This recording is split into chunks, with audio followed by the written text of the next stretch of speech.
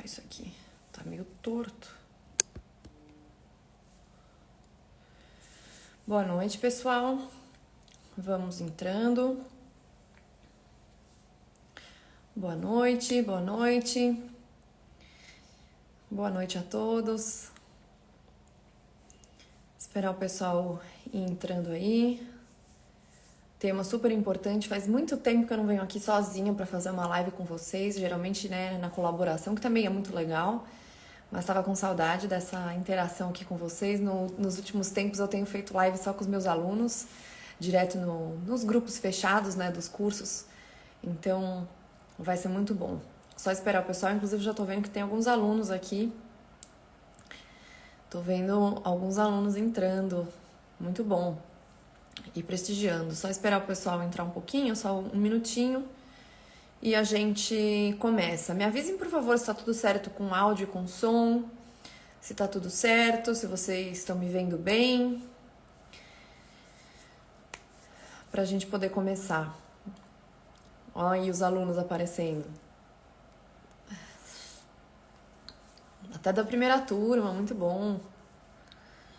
Muito bom. Estamos subindo. Ó, tô feliz, hein? Mais de 1.000, quase 1.500 pessoas. Hoje é quarta-feira, às 9 horas. Ó, Thalita, tudo bem, Thalita? Thalita faz emissão de passagens aéreas. Me ajuda muito, foi minha aluna também. Ela e o marido são meus clientes também. Bom, pessoal, qual que é o objetivo da live hoje, né? Vocês que me acompanham, tem muita gente que chegou depois e talvez não saiba muita coisa sobre mim. Mas se você der uma olhadinha nos meus destaques e ver o tipo de produção de conteúdo que eu faço, ele é muito voltado para mostrar os fatos e falar desses fatos históricos, econômicos e tirar algumas falácias que são muito comumente aprendidas na escola, né? Então a gente é bombardeado desde criança na escola com coisas que vão permear a nossa vida inteira, mesmo sem a gente perceber direito. Isso vale para os falsos heróis, né? Então, todo lugar que a gente vai tem alguém com uma camiseta do Che Guevara, uma foto da Frida, não sei o que lá de não sei quem. E a gente fica com esse negócio na nossa cabeça o tempo todo e a escola, no geral, não são todas, mas no geral a gente tem uma escola que tem um ensino muito ruim.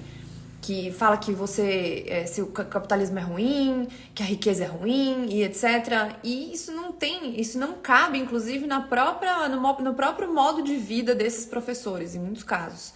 Professores universitários que ganham bem, que ganham, inclusive, muito mais do que a maior parte do Brasil. Então, primeira coisa, né? Se situar no tempo e no espaço, como que a gente chegou até aqui? Será que quando o mundo nasceu, as coisas aconteceram do jeito como a gente conhece hoje? Esse é o tema principal do meu curso, inclusive, que já está na terceira turma. Já estamos no 4º módulo nessa terceira turma e eu vou abrir a próxima turma lá para julho ou agosto. A gente chegou aqui como, né? Então, assim, a humanidade ela demorou muito tempo para conseguir evoluir, demorou muito tempo para conseguir melhorar de vida e tudo isso aconteceu por uma evolução natural, por uma constante necessidade do ser humano de melhorar e de procurar melhorar os processos, facilitar a sua vida e ter condições melhores.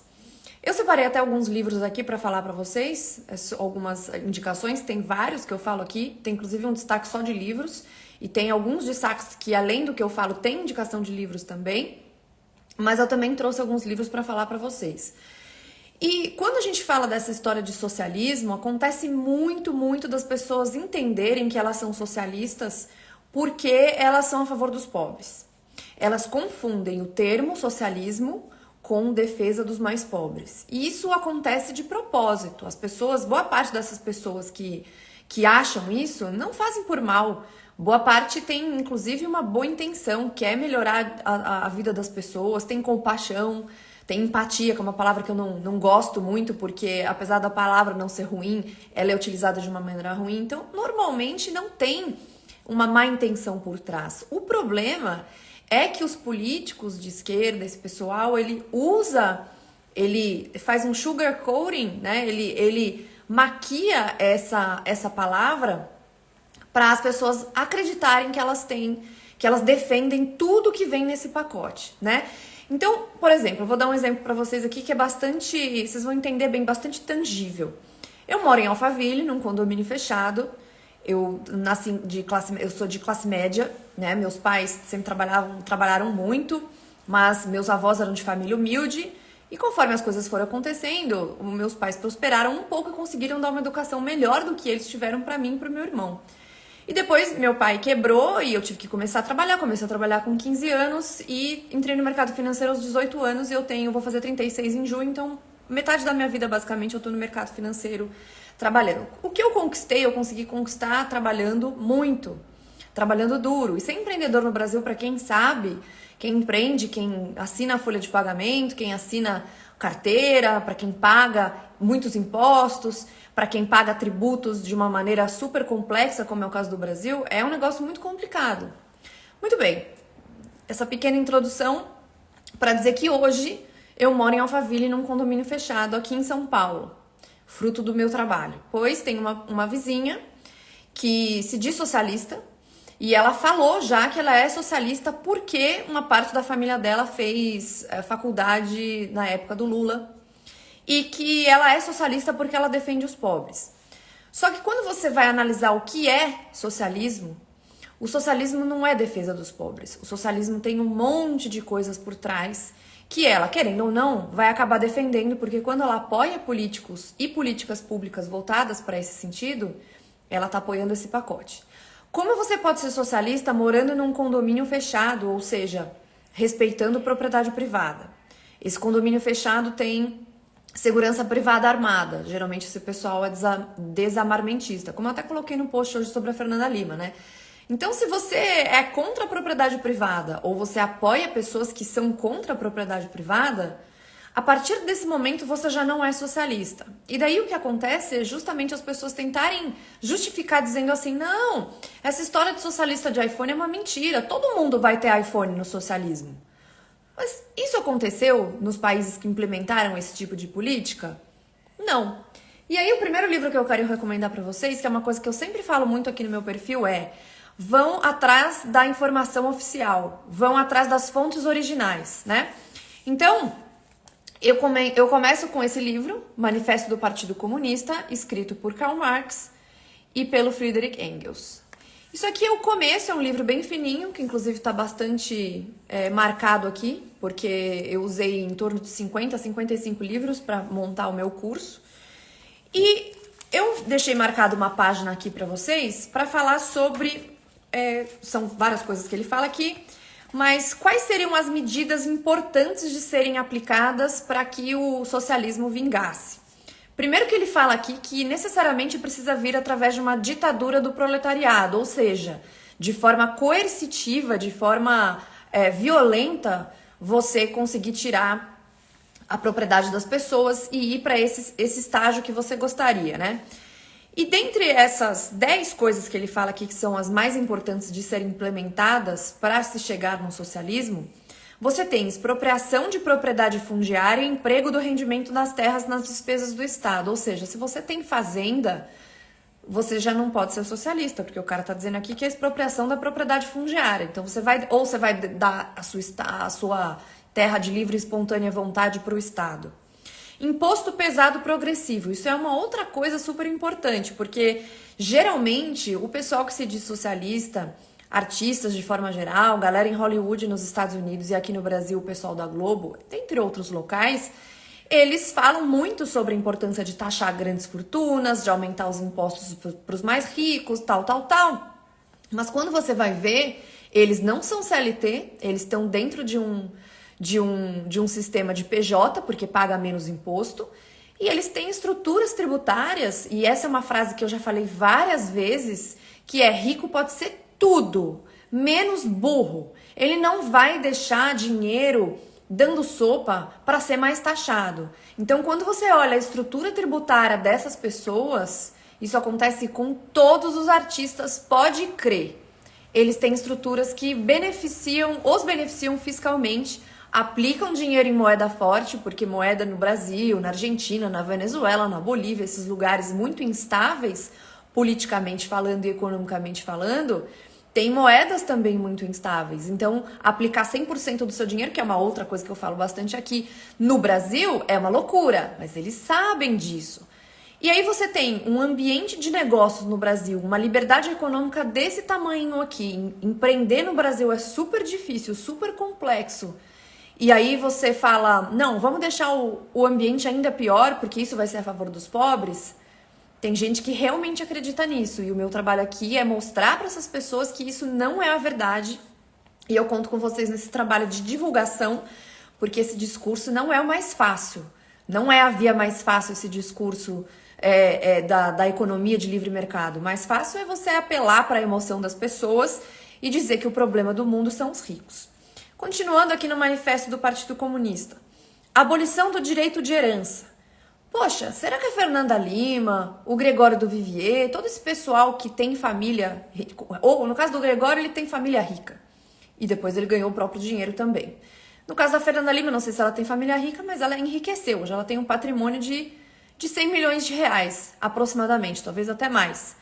Será que ela não ia gostar de deixar esse patrimônio para os filhos dela? Qual é o objetivo de você trabalhar, de você enriquecer e não poder deixar esse patrimônio para seus filhos e seus netos terem uma vida melhor? Será que eles não têm uma solução sucessória ali?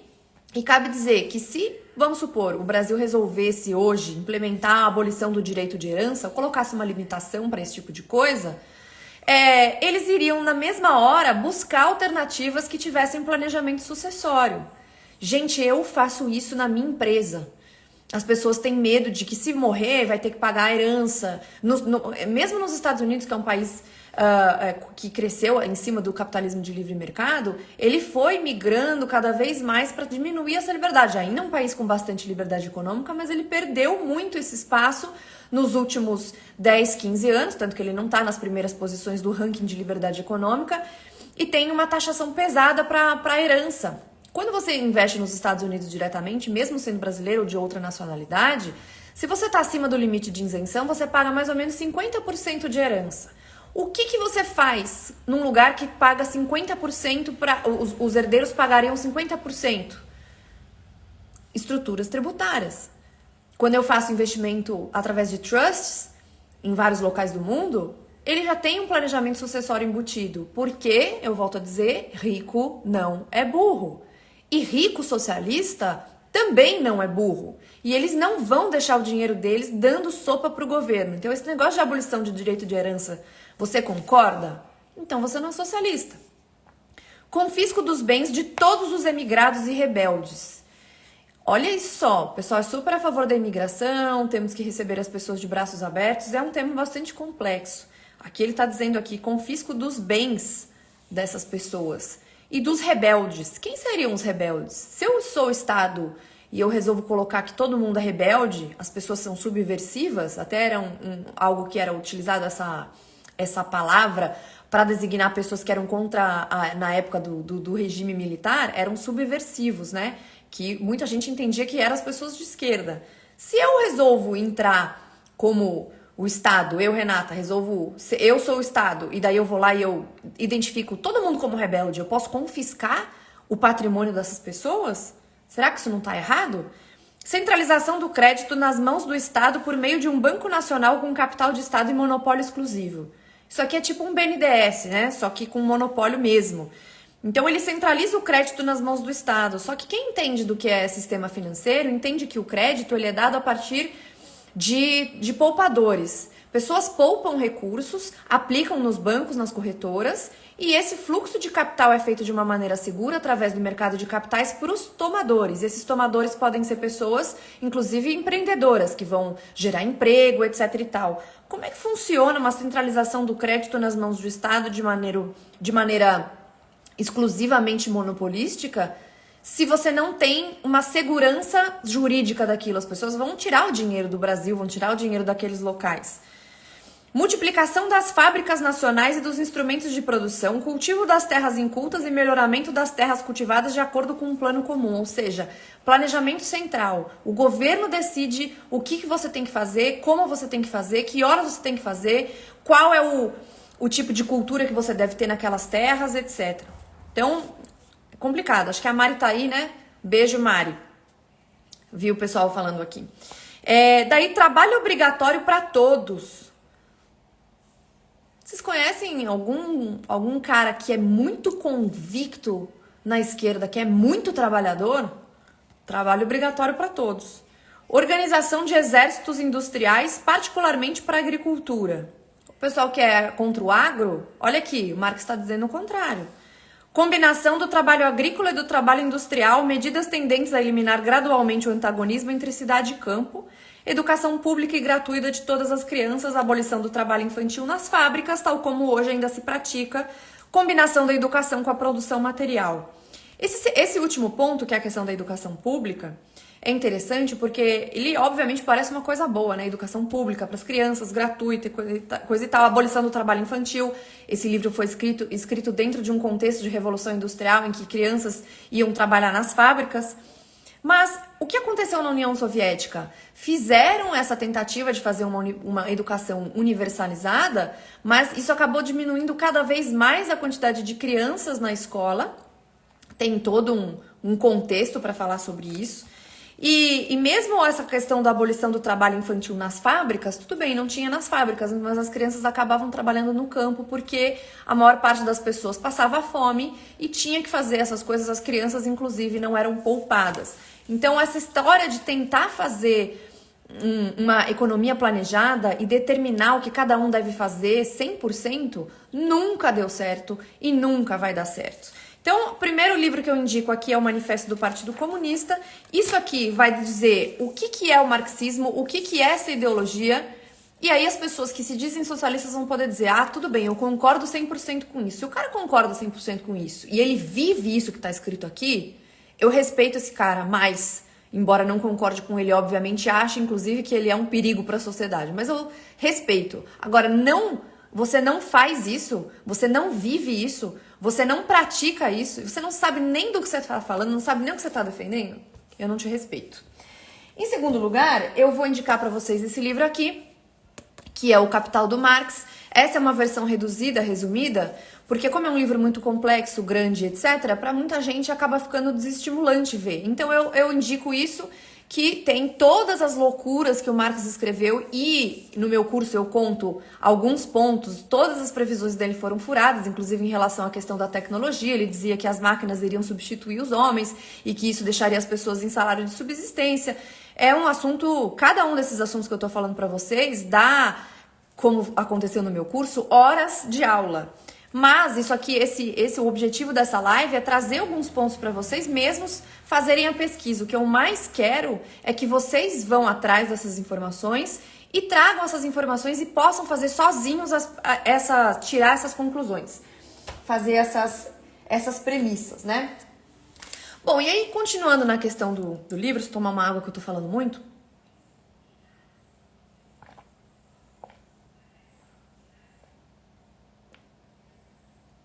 Nossa, tava com sede. Um livro que eu sempre falo aqui, quem me segue há bastante tempo sabe, é esse livro aqui, As 6 Lições, do Mises. É um livro bem fininho, você mata ele num fim de semana, linguagem fácil e acessível. Esse livro meu é antigo, então ele tá com a capa antiga, hoje ele tem uma capa laranja.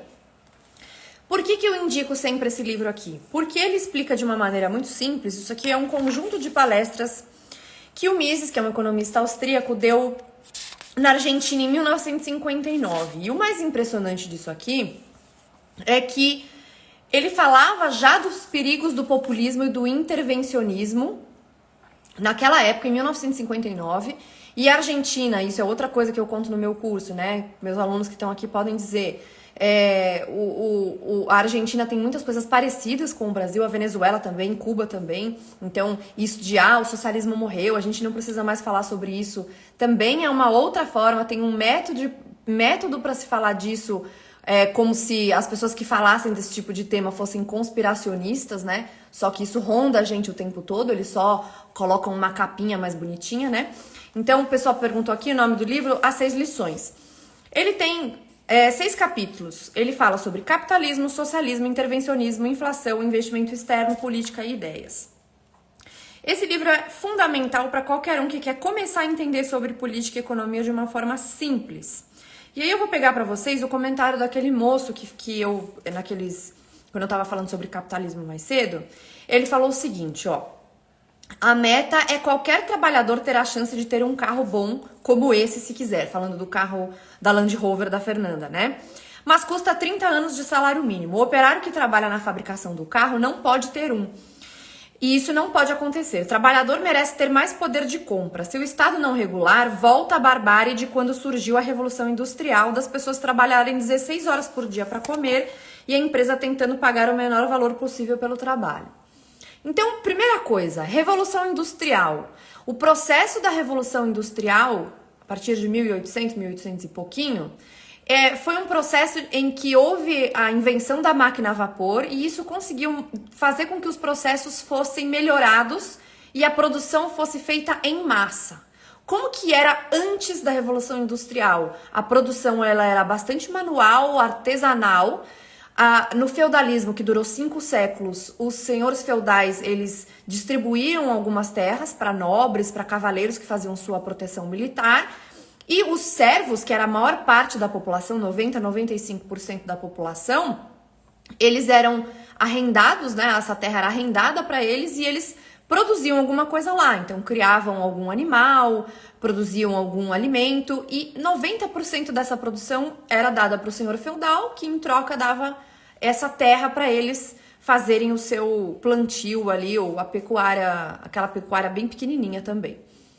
Isso deixou com que a população ficasse numa pobreza durante a maior parte do tempo. Na época não tinha tecnologia nem conhecimento de máquinas que conseguissem fazer o trabalho pesado ou de uma maneira mais otimizada.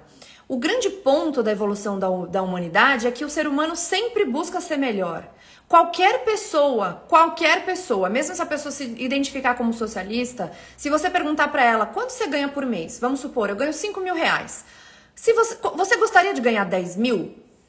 Claro que sim. Todo mundo quer ganhar mais. Todo mundo quer ter acesso a melhores coisas. Todo mundo quer ter um carro melhor. Todo mundo quer ter acesso a viajar para lugares diferentes. Todo mundo quer prover uma vida melhor para sua família. Comer melhor. Ir em restaurantes mais legais. Se vestir melhor. Todo mundo quer isso. Então, essa busca natural do ser humano por melhorar é o que fez com que a gente evoluísse. Só que a grande evolução da humanidade, e eu vou mostrar o gráfico para vocês agora, se deu a partir da Revolução Industrial, porque até então era impossível produzir as coisas em larga escala.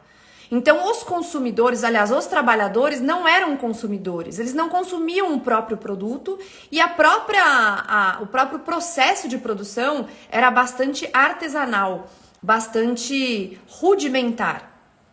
Aí veio a Revolução Industrial, vem a máquina a vapor, começam a se estruturar as fábricas, principalmente na Inglaterra.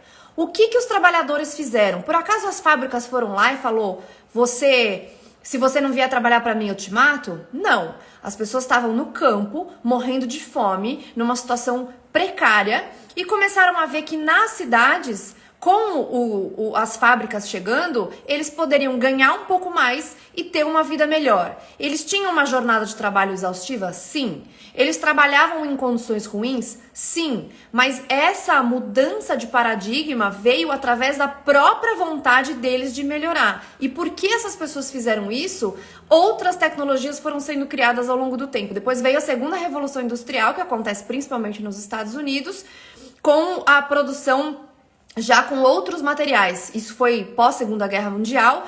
E aí veio outras coisas novas, né? Então saiu o carvão, entrou o petróleo, veio o Fordismo, que é uma expressão usada para falar de processo de produção automatizado. Então o Ford ele entendeu que o processo de produção dos carros, todo mundo fazia tudo. E baseado no que ele aprendeu com Adam Smith na divisão do trabalho, se você coloca numa linha de produção, os carros conseguem ser feitos de uma maneira mais simples, mais rápida e menos custosa. Isso significou um aumento de oferta de carros para a maior parte da população americana. Nos Estados Unidos, que experienciou toda essa questão do capitalismo de livre mercado, a mudança de paradigma, né, de patamar em relação ao resto do mundo foi absurda. Hoje, cerca de 92% das famílias americanas têm pelo menos um carro. Então, se você olha no começo, em 1800, carro era em 1900, aliás, carro era um artigo de luxo, pouquíssimas pessoas tinham. Só que com a produção em massa e com esse incentivo da concorrência das empresas, entra empresa de fora, vai sempre buscar custos menores, o custo para o consumidor também diminui. Então, o que ele está falando aqui nesse comentário, o operário trabalha na fabricação do carro, não pode ter um. Isso é mentira. A diferença entre um país pobre e um país rico é gigante, porque o país pobre não permite que as pessoas tenham liberdade de empreender, não tenham um sistema efetivo judicial, não tenham um sistema regulatório eficiente, não tenham mercados abertos, tenham regulações e burocracias excessivas. Favelado investidor Murilo, beijo pra ele, também tô vendo aqui. Tem regulações excessivas e não consigam produzir. Então, o Mises, ele até fala nesse livro que eu indiquei pra vocês, as 6 lições. A maior desigualdade, que as pessoas gostam muito de bater nessa tecla da desigualdade, é sobre países pobres com países ricos. Se você pega um país rico, a maior desigualdade é o pobre nos Estados Unidos, ele tem um Chevrolet, um carro comum. E o rico tem um Cadillac, ou um Rolls Royce, um Bentley, ou sei lá o quê. Ambos são carros, ambos têm 4 rodas, ambos conseguem fazer a mesma função. Ir até o local, tem ar-condicionado, nos Estados Unidos não sai carro de linha nem manual, porque aquilo virou uma coisa completamente obsoleta. Então, a maior desigualdade não é entre ricos e pobres em países ricos e livres e prósperos. A maior desigualdade é entre as pessoas dos países pobres, como é o caso do Brasil, e as pessoas dos países ricos. E o que aconteceu para esses países ficarem ricos? Que é uma outra falácia muito comum. Eles exploraram porque foram os colonizadores. Pô, mas você tem Singapura, você tem Nova Zelândia, você tem Austrália, você tem Taiwan, você tem Hong Kong. Todas economias livres. Ó, a Ana Paula tá aí também. Beijo, Ana. Você tem economias livres que foram colônias. Como isso aconteceu? Liberdade econômica. Então, eu vou mostrar alguns gráficos para vocês aqui. Se vocês estiverem no computador e quiserem me acompanhar, vou aproveitar para passar algumas fontes de informação para vocês, né? Porque eu sempre falo disso. Tem um site que chama World in Data, que ele tem vários gráficos interessantes, tá? E um deles aqui é o PIB per capita dos últimos 2 milênios. Desculpa, PIB per capita não, PIB geral do mundo nos últimos 2 milênios. Olha só esse gráfico aqui, pessoal. Ó, tá ao contrário aí, né? Mas dá pra entender. Isso aqui ano 1, aí até 1800, isso aqui era a riqueza do mundo, tá? Praticamente não era alterada. O que aconteceu nesse ponto aqui, ó? O que aconteceu aqui? 1800. O que aconteceu aqui? Revolução Industrial. E a Revolução Industrial veio a segunda Revolução Industrial. E dele veio o capitalismo. O que é o capitalismo? Porque também tem esse o problema. O capitalismo de livre mercado... Eu também ensino no curso o que é capitalismo de livre mercado, capitalismo de Estado. Capitalismo de livre mercado, ele é sobre a concorrência das pessoas e das empresas, a liberdade de escolha das pessoas e das empresas de fazerem o que elas quiserem. Empreender do jeito que elas quiserem, do jeito que elas quiserem, com quem elas quiserem, no lugar do mundo que elas quiserem. Então todo mundo fala, porque a globalização, etc. Os países que mais entenderam que a globalização seria importante, ou seja, naquele esquema de vantagens comparativas econômicas, tem países que podem se especializar em alguma coisa, que são muito bons, e outros países que se especializam em outras. Isso acontece, inclusive, na microeconomia, com as pessoas. Então, eu gosto muito de investimentos, é uma coisa que eu sempre me dei bem, gosto muito de comunicação, eu me especializo nisso, não preciso fazer tudo, não preciso ser autossuficiente. Os países que entenderam isso primeiro foram os que conseguiram prosperar mais rápido. E até no curso eu conto uma história muito interessante, se vocês quiserem pesquisar também vale a pena, que é da Estônia. que é um país que era da União Soviética, né? Ele foi ocupado durante 51 anos pela União Soviética, estava em frangalhos quando a cortina de ferro levantou. E aí, quando ele veio para o mundo real, digamos assim, tinha uma economia totalmente dependente da Rússia, estava completamente em frangalhos, numa situação deplorável. E quando você olhava o PIB per capita da Estônia, era muito parecido com o da Finlândia antes da ocupação, e depois da ocupação, depois de 50 anos, a Finlândia subiu muito e a Estônia continuou parada ali em $2.000 mais ou menos, isso em 91, 92. O que eles fizeram? Eles trouxeram um primeiro-ministro que tinha aprendido muita coisa com Milton Friedman, que é um liberal da escola de Chicago, né? Um pouquinho diferente da escola austríaca, mas que tem os mesmos preceitos em termos de liberdade econômica, e conseguiu colocar instituições fortes, abrir o mercado, fez uma reforma monetária, reforma tributária, tudo isso que a gente fala hoje comumente aqui no Brasil. Hoje a Estônia tem um PIB per capita de $23.000, enquanto do Brasil é menos de $9.000. A Estônia é um país pequenininho, que produz pouquíssima coisa, hoje eles são produtores de tecnologia.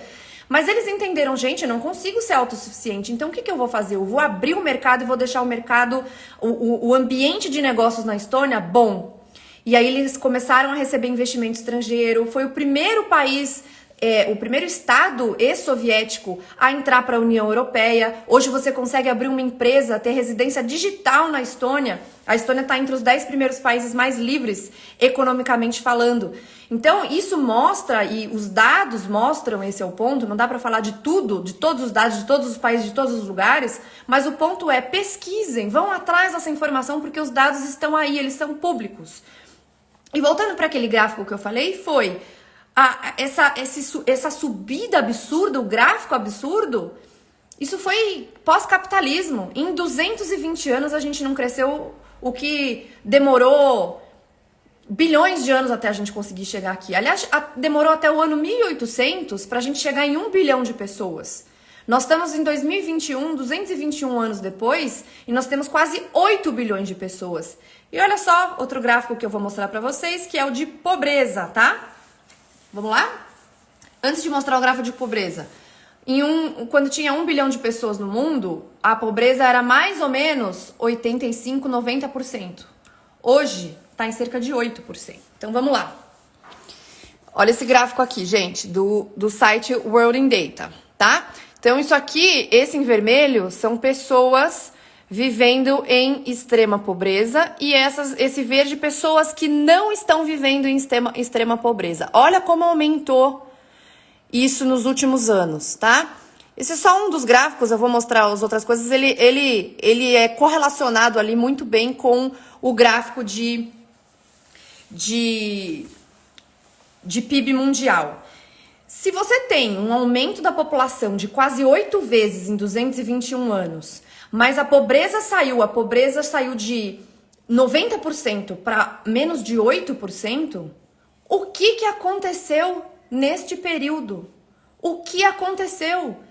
Capitalismo de livre mercado, liberdade econômica. Então, quando as pessoas falam, porque o capitalismo mata, porque não sei o que lá, isso é mentira. E a verdade não é relativa. Não existe essa de, mas a minha opinião, não, isso não existe. A opinião é, eu gosto de azul, eu gosto de rosa, eu gosto de preto, eu gosto de branco. Falar de dados não é questão de opinião.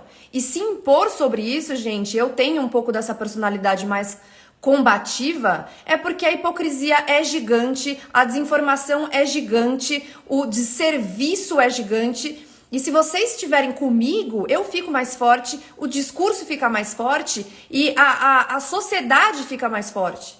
Dar mais poder para o Estado, cada vez mais intervir, que era a continuação desse comentário do moço, né, dizendo que se o Estado não regular, volta a barbárie da Revolução Industrial. Isso não é verdade. Basta a gente ver os dados. Então, como que funciona, por exemplo, um país que todo mundo gosta de falar bastante, né? Dinamarca. Como funciona a Dinamarca? A Dinamarca tem um Estado muito pesado somente na questão dos impostos. Quando você fala de legislação trabalhista, quando você fala de liberdade monetária, Quando você fala de legislação tributária, complexidade tributária, instituição, quando você fala de lei penal, a nossa lei penal aqui é uma vergonha. Esse garantismo que a gente tem aqui que beneficia os réus, que beneficia os bandidos. Isso não é coincidência. Isso não é uma coisa assim, ah, nossa, puxa vida, aconteceu, que pena. Não é coincidência. Isso tem um porquê.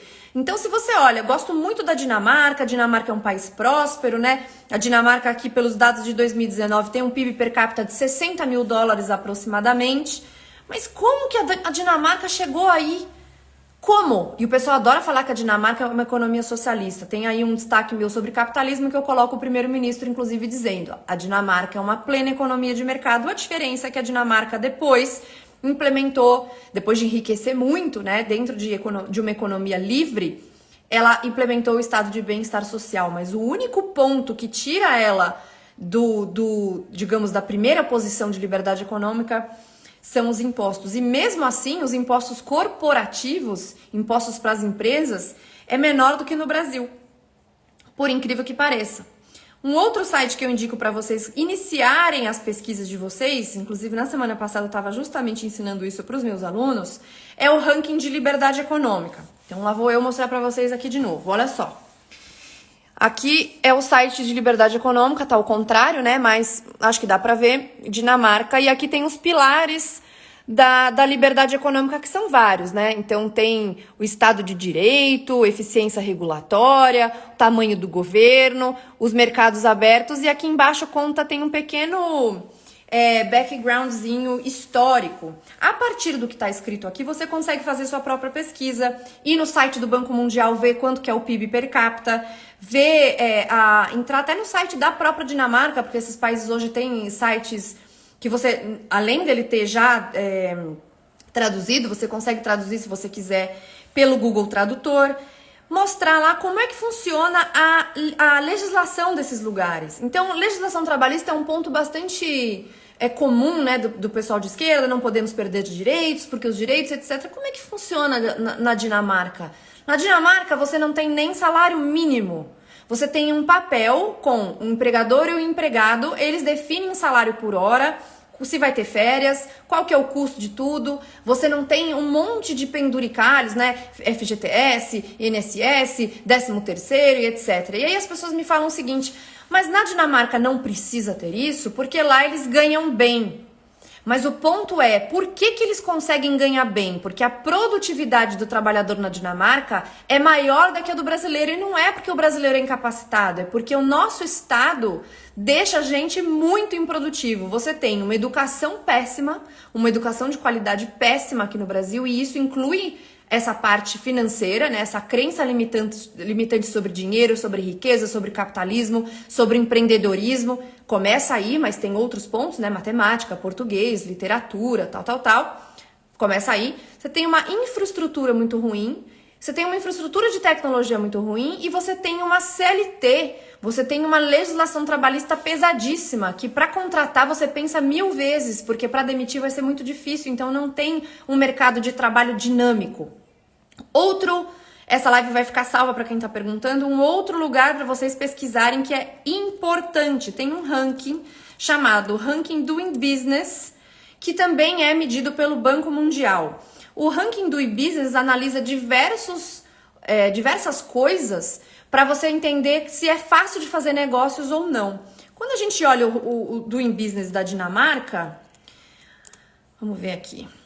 Se vocês estiverem no computador, gente, entrem aí comigo que vocês conseguem ver junto comigo. Ó, Doing Business, Banco Mundial. Inclusive, esse site tem em português. Eu não sei se os relatórios saem em português. E isso também é uma coisa importante. Pesquisem em inglês, porque em português só vem porcaria. Olha só, gente, vou mostrar aqui pra vocês de novo. Vamos lá. Ó, esse aqui é o Ranking Doing Business. Tá aqui a bandeirinha da Dinamarca, que aliás é um país maravilhoso. Ele é o 4º país mais fácil de fazer negócios no mundo. Vocês acham que isso é coincidência com o fato de eles terem um PIB per capita de 60 mil dólares? O que significa? Quais são os pilares do Ranking Doing Business? Primeira coisa é starting a business, que é o tempo que demora para você abrir uma empresa. Depois, lidar com construction permits, que seriam, como fala isso? As licenças, né, para você construir. E isso também tem a ver com propriedade privada. Antes de continuar, propriedade privada, que é uma coisa que os socialistas abominam, né, eles defendem expropriação, estatização, confisco de propriedade, é um negócio que vai exatamente na contramão da prosperidade. Os países ricos, inclusive os nórdicos, que eles adoram e dizem que são socialistas e não tem nada de socialistas, eles todos asseguram muito a propriedade privada. Isso também acontece na Nova Zelândia, acontece em Singapura, acontece na Austrália, acontece nos Estados Unidos. No Brasil, a nossa Constituição já tem um problema gravíssimo que ele fala de função social da propriedade. Pesquisem isso aí. Voltando para o ranking do In-Business. Então, primeiro, starting a business, depois dealing with construction permits, depois tem conseguir eletricidade, se você consegue facilmente instalar eletricidade e se a conta é razoável. Registrar propriedade, conseguir crédito, proteger os investidores minoritários, pagar impostos se é difícil ou se é complexo, fazer negócios trading across borders, se você consegue fazer negócios facilmente com outros locais do mundo. Isso também é super importante, porque no Brasil a gente tem uma cultura extremamente protecionista, né? Não, vamos proteger a indústria nacional. E isso acontece às custas do trabalhador brasileiro, que vai ter produtos piores e mais caros. Isso aconteceu não muito tempo atrás, se não me engano, 2019, que queriam proibir a importação do trigo, porque isso estava prejudicando as pessoas que produzem trigo no Brasil. E qual é o resultado prático disso? O pão fica mais caro. Então, essa história de, se o Estado não regular, os trabalhadores não vão ter acesso às coisas, é uma mentira, tá? Depois, os contratos, se eles conseguem ser cumpridos, isso é um outro problema gigantesco do Brasil, insegurança jurídica. Então, vocês estão vendo aí o STF, solta a gente, muda a Constituição, aí uma presidente é afastada por impeachment, mas não perde seus direitos políticos, não vota a prisão em segunda instância, um sentimento de impunidade absurdo, juízes fazendo ativismo judicial, os contratos que não são respeitados, uma legislação muito pró a pessoa que faz errado, né? Tem até gente de finanças, influenciadora de finanças que te estimula a não pagar as suas dívidas, porque depois ela vai ter descontos, e isso acontece, e até um dos motivos pelos quais a nossa taxa de juros é mais alta. De novo, é um papo para uma outra live, porque é muita informação. Mas vão anotando aí para vocês irem buscar depois. Essa insegurança jurídica, ela é muito ruim, porque as pessoas, quando vêm investir aqui, a gente deveria ter que atrair capital estrangeiro, né? Falam, cara, por que eu vou investir no Brasil se eu não sei se esse contrato vai ser cumprido? Arrisca.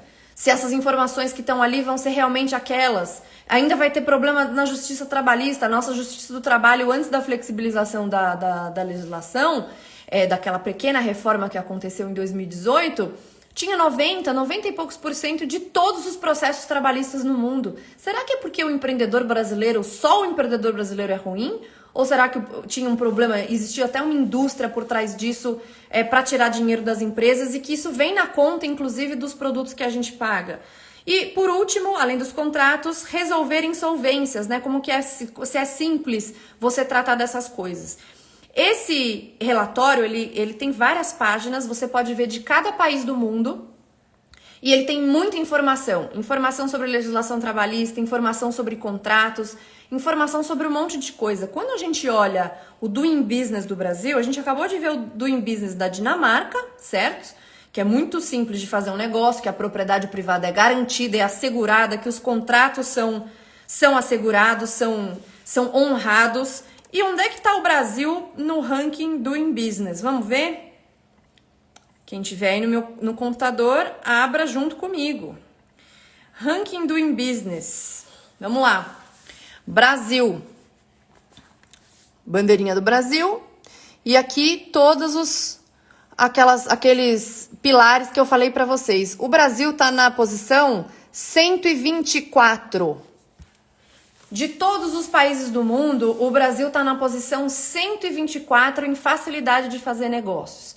Aí vem esse pessoal socialista e diz: precisamos piorar esse ambiente de negócios com mais taxas, com mais complexidade. Precisamos reduzir o direito à propriedade privada. Precisamos estatizar empresas. Precisamos confiscar as coisas. Tem vários níveis de esquerda, né? Mas tem uma esquerda bastante louca aqui na América Latina que pensa esse tipo de coisa. Precisamos aumentar os impostos. Hoje a gente paga mais ou menos 40% de todo o PIB em impostos e não tem retorno nenhum, né? Então, assim, se vocês acham que tem retorno, me digam aonde, porque não existe retorno. E falam, vamos piorar esse ambiente que já é péssimo. O que vai acontecer? Mais fuga de capitais. Eu falo, né, aquele velho ditado, né? Put your money where your mouth is. Põe o seu dinheiro onde a sua boca está. E o meu dinheiro está praticamente todo fora do Brasil. Por quê? Eu não sou louca.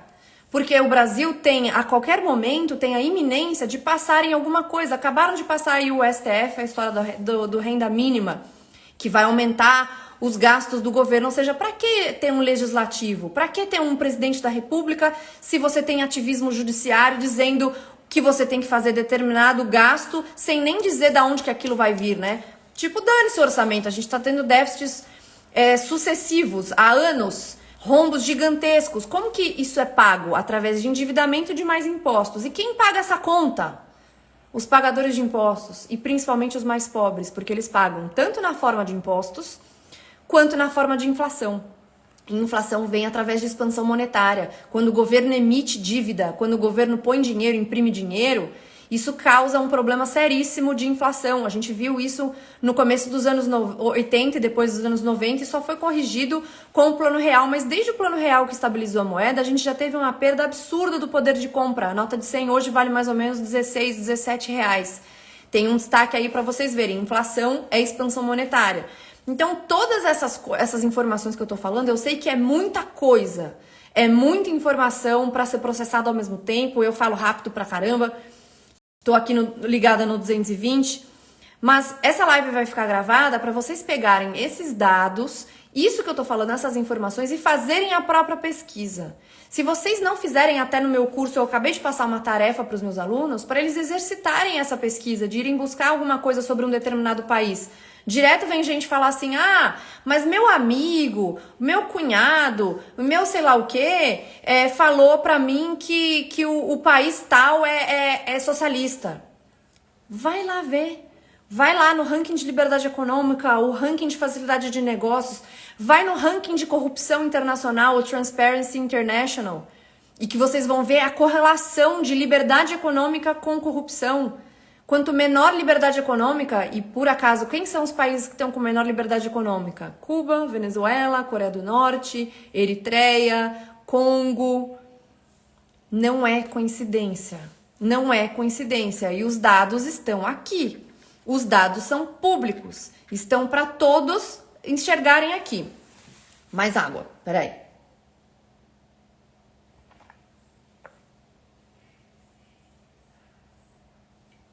Bom, continuando nos livros, eu vou indicar mais alguns para vocês. Não esqueçam das 6 lições, que é o primeiro de todos, se vocês não leram ainda. Esse aqui vai ensinar muita coisa e ele é um livro simples pra caramba. Depois eu tenho esse livro aqui, que é um livro um pouco mais complexo, mas também bem gostosinho de ler, que é Livre para Escolher, do Milton Friedman. Aqui ele vai analisar todas as bases do capitalismo de livre mercado e por que ele é o sistema moralmente superior, onde você consegue fazer escolhas, onde você consegue ter liberdade de escolhas de diversas maneiras. E isso não é só na parte econômica, ela acaba transcendendo também para a questão civil, tá?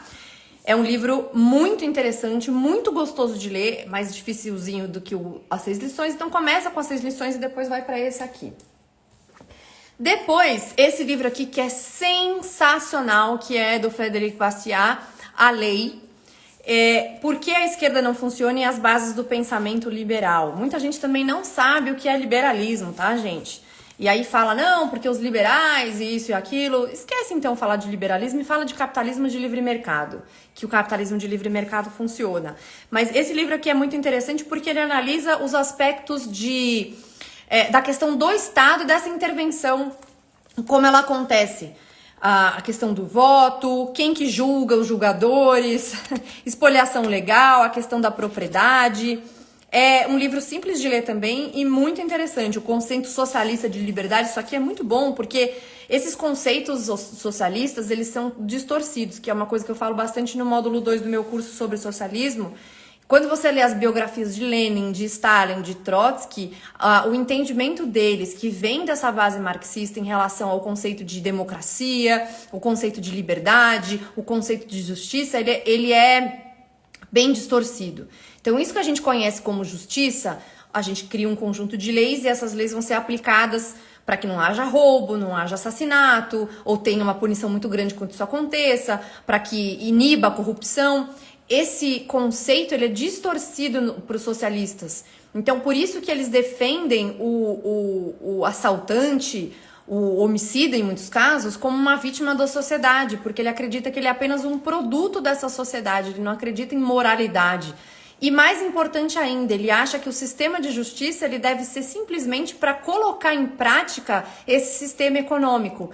Então, quando iniciou a Revolução de 1917, e Lenin veio para o poder e tal, o sistema de justiça ele foi completamente corrompido para ter uma justiça revolucionária. Então, colocou um monte de gente que não tinha conhecimento nenhum de direito lá, e nem precisava, e analisava os pontos em relação àquela pessoa estar a favor ou contra essa revolução. Então, esse conceito de democracia, que todo mundo é uma palavra tão distorcida o tempo todo, né? Nós lutamos pela democracia, mas o conceito de democracia deles é completamente distorcido. E esse livro ajuda muito a entender sobre isso, tá? Frederic Bastiat, A Lei.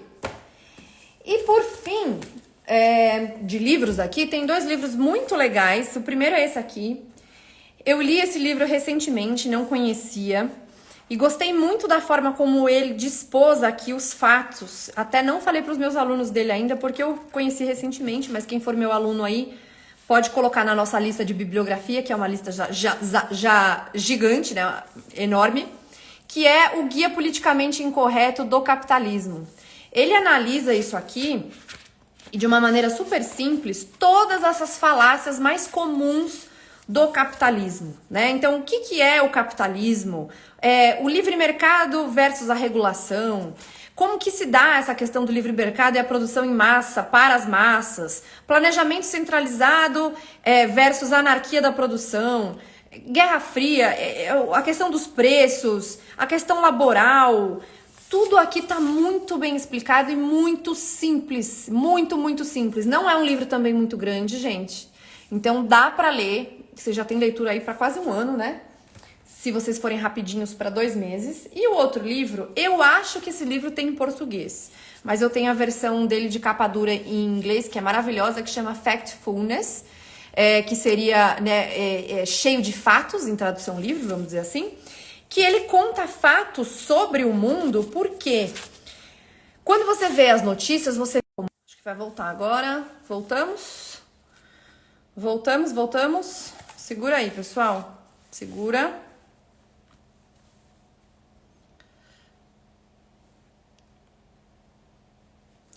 Voltamos. Avisem quando voltar aí, porque eu acho que vai voltar. Deu sei lá o que aconteceu aqui, mudei a rede e voltou, eu acho. Voltando, Factfulness. Então, ele mostra a evolução do mundo com dados. E é isso que a gente precisa se fiar, nos dados. E não no que a gente acha. Mas eu acho que não ache, saiba. E aqui ele fala sobre a melhora do mundo com esses fatos. A questão cultural, a questão da pobreza, os lugares, como que eles se desenvolveram. Tem muitos dados nesse livro, muitos dados, é um local legal para pesquisa. Mas se você não quiser comprar esse livro, que é muito legal, todos esses dados que eu tô falando sobre diminuição da pobreza, riqueza mundial, todas essas questões você consegue achar no Banco Mundial, no World in Data, o Doing Business, que é do Banco Mundial, o Ranking de Liberdade Econômica e outros rankings, tá? Tem ranking de miséria, tem todas essas coisas, tá? Então, gente, o ponto principal da live que, como eu falei, é muito assunto, né? Então não dá pra gente fazer um aprofundamento em todos esses pontos, mas a gente pode combinar depois de pegar algum ponto em especial, é vocês terem essa ânsia de saberem das coisas. Quando eu vejo um vídeo como aquele que eu vi da Fernanda Lima, que eu fiquei muito revoltada, que eu vejo eles falando do consumismo. Ai, mas por que comunismo é xingamento? Voltou a ser xingamento? Que absurdo! Cara, sabe quais são os países que baniram os símbolos comunistas no mundo? Vou ler aqui a lista pra vocês, isso também é uma informação pública, tá? Tem aqui, ó, Albânia, Bulgária, Croácia, República Tcheca, Estônia, Geórgia, Alemanha, Hungria, Indonésia, Letônia, Lituânia, Moldova, Polônia, România, Coreia do Sul, Taiwan, Ucrânia, Estados Unidos e, mais recentemente, até a União Europeia votou contra símbolos comunistas. Por que será que eles votaram contra isso? Eu tenho aqui... Isso é uma outra coisa que eu recomendo. Agora, no momento, como a gente está vivendo uma pandemia, não dá muito para viajar para todo lugar, né? A gente ainda tem um problema com isso. Mas na hora que as fronteiras abrirem, para quem tiver oportunidade, faça um turismo histórico. Eu já fui para vários lugares do leste europeu e eu recomendo muito o turismo histórico, que embora os locais sejam muito gostosos pra gente conhecer, se divertir, ir nas baladas, comer muito bem, as pessoas... Vá conhecer a história de perto, conversar com as pessoas que estão lá no museu, fazem uma diferença absurda no ser humano que a gente pode ser.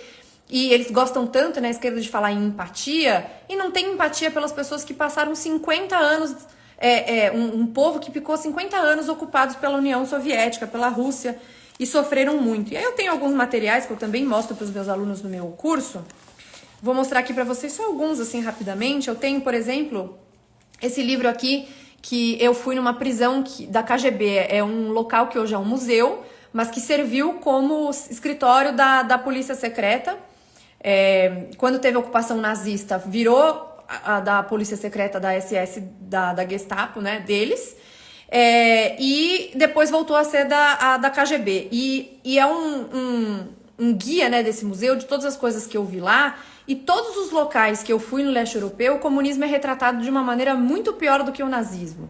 E não é porque o nazismo ele é menos pior do que o comunismo. A questão é que o nazismo ele ficou por 5 anos e ele matou no total 7 milhões de pessoas. Eles inventaram uma maneira mais terrível, digamos, dessa máquina de matar as pessoas, que era aquela produção, aquele extermínio em larga escala. Os nazistas fizeram isso, mas os comunistas ficaram durante 51 anos ocupando o leste europeu. O próprio ministro da Polônia, o primeiro-ministro, recentemente falou uma frase que eu acho que é muito forte, dizendo, para vocês da Europa Ocidental, a tragédia acabou em 1945, no fim da Segunda Guerra Mundial. Pra gente estava só começando. O terror que se instalou depois, principalmente, continuou e ainda piorou. Eles ficaram até 1991, 1992 sob o comando da União Soviética. Eu tenho alguns, até falo no meu curso, um relato de um amigo polonês, que é muito triste, é muito pesado. Ele criança, em filas de racionamento, tendo que aprender a se defender de, eventualmente, algum ataque das milícias armadas e tudo isso. Então eu tenho vários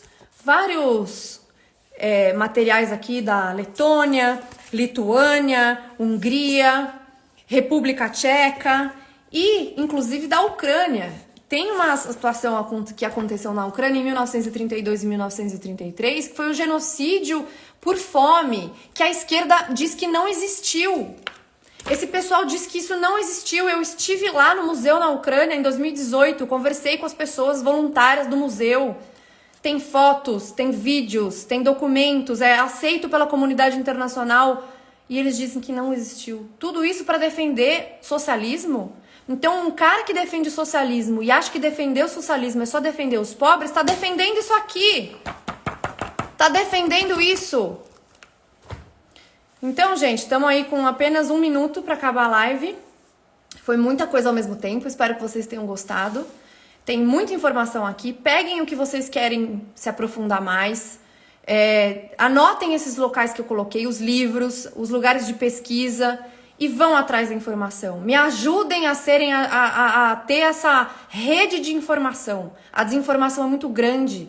Para cada um seguidor meu, tem 1000 seguidores desse pessoal. A mídia também não contribui, a escola não contribui, mas a gente na rede social pode fazer muito, muito barulho. Então é isso, gente. Eu agora vou para academia, porque afinal de contas precisamos